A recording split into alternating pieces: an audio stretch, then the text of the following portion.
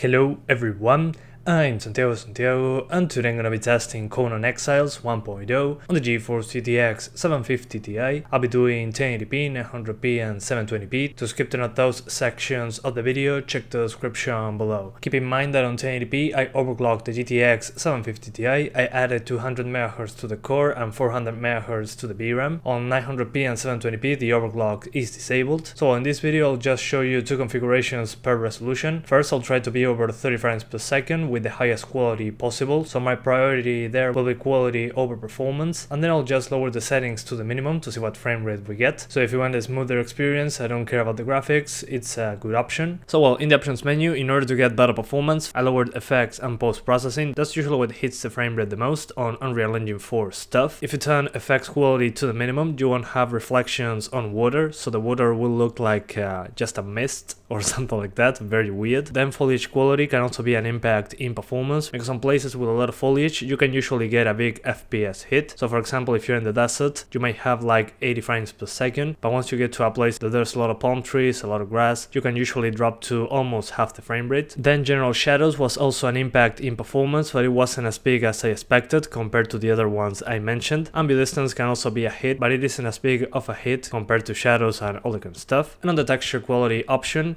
if you put ultra, it will use more than 4 gigs of VRAM. If you put high, it usually uses around 3 GB. On medium you can go to 2.1 GB of usage. You can change those options in real time, which I really appreciate. But for some reason the graphics quality option, which changes all the options, it bugs out when I try to change an option. It stays on medium, but I might be playing on ultra and I don't know, it stays on medium if I change something below. But yeah, to sum up, the places that run the worst are usually foliage heavy places, so a lot of palm trees, a lot of grass, all that kind of stuff, especially when the camera goes through it. And also when you attack an enemy and there's blood flying around, you can get some stutters there. And while running around, it can also happen that you get a random stutter every now and then. Not sure what's going on with that. Even while playing single player, it can happen. On some of my videos, I tested the G4560 and the i3-8100, so a 2-core 4-thread CPU against 4 cores and 4 threads. And I noticed a difference when trying to get 60 frames per second.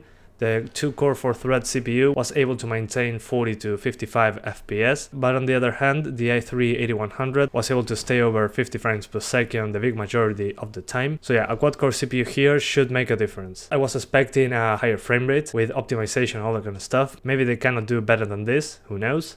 I'm not the developers, but yeah, I just expected better performance than this. Anyway guys, that's pretty much it. I hope you keep enjoying the video, thanks for watching and see you next time.